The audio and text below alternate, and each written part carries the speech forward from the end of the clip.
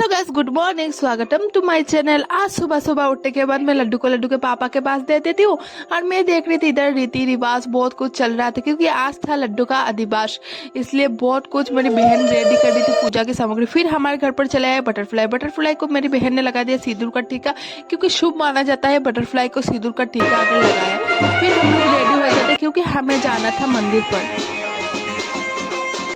फिर लड्डू के दादा के पास देकर हम लोग निकल जाते हैं मंदिर के लिए। और सबसे पहले तो मंदिर में ही जाकर पहुंच जाती हूँ और मेरी बहन भी आ रही थी, इधर मैं देख रही थी। फिर इधर देखो, मैं भगवान को जाकर, ये था काली मंदिर में, भगवान को प्रणाम कर रही थी। प्रणाम करने के बाद हम लोग सब प्रणाम कर लेते, फिर हम लोग निकल जाते हैं कृष्णा मंदिर के लिए। फिर हम लोग कृष्णा मंदिर पर जाकर थोड़ी देर बैठ जाते हैं। बैठने के बाद बहुत सुकून लग रहा था इधर मंदिर में आने के बाद बैठने पर।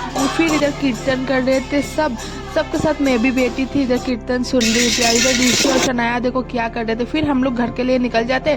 घर आने के बाद मैं लड्डू के साथ थोड़ा डांस कर रही थी क्योंकि लड्डू रो रहा था और मैं, मेरी बहन और लड्डू मिलकर डांस कर रहे थे। फिर मेरी भाभी चले आई और हम जोरों शोरों से सब मिलकर डांस कर रहे थे। फिर आया जीजू का कॉल और हम लोग निकल जाते हैं जाने के लिए। हमें शॉपिंग करना था इसलिए हम लोग निकल जाते।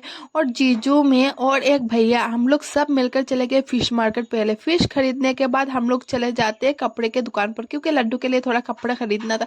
फिर हम लोग चले आए घर आने के बाद फिर से मैं रेडी हो जाती हूँ। रेडी होने के बाद हम लोग चले जाते हैं तालाब जाने के बाद हम लोग पानी भर लेते हैं क्योंकि इस पानी से लड्डू को नहाना है आज, इसलिए पानी भर के घर पर आके हम लोग रख देते हैं।